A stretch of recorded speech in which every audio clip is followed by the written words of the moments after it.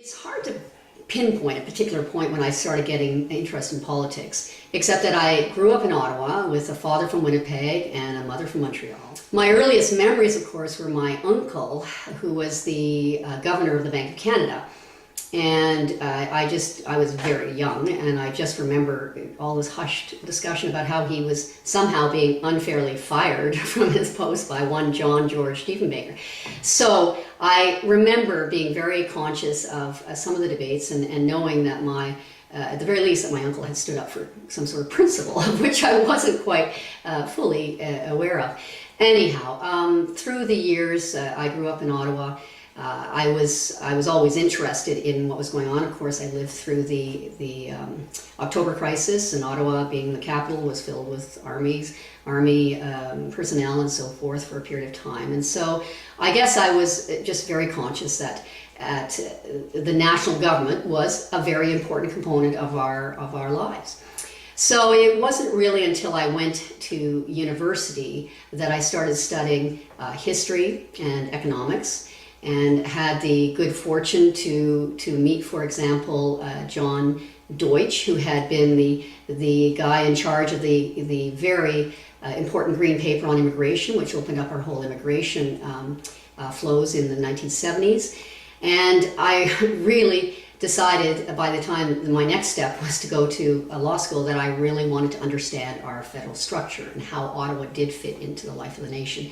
And of course that was just as the referendum of 1980 was coming up, and I spent some time in Quebec studying civil law in the summer and so forth. So I guess I can say that it was just during my whole evolution through my education that I became involved in politics.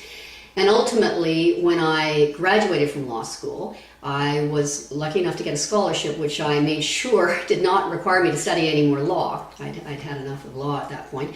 But I was able to go and study international relations at Oxford in a very interesting time, Thatcher, England, Cold War still, and I was determined to really see how Canada, or at least I had a very good view about how Canada fitted into the world. And that coincided also with the time that we were repatriating the Constitution and introducing the Charter, which happened while I was away, but I was fully aware as an expatriate at the time in England.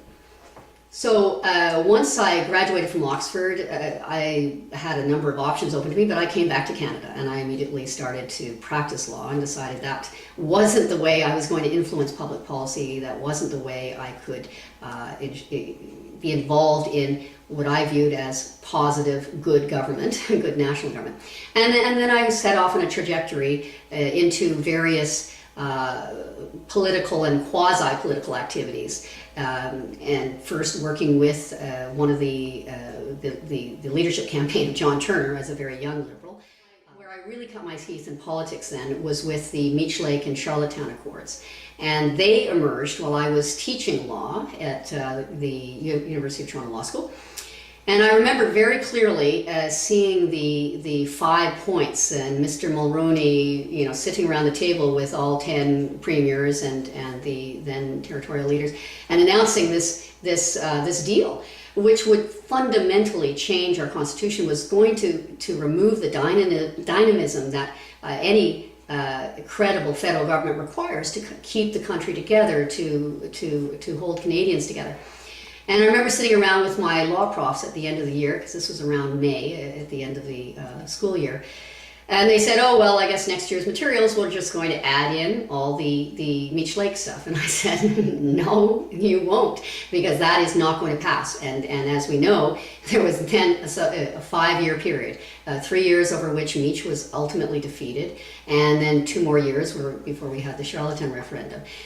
Regardless of where people stood on the debate, it was a fantastic debate, which gave me an understanding of the importance of the people of Canada. This was a debate where the people of Canada wanted in and understood, and my entire 5 years was spent in various capacities helping people articulate their concerns with an important constitutional document and getting involved when the elites who were then governing us, which included all three major political parties at the federal level had really closed the door and said, this is a good deal, we're passing it.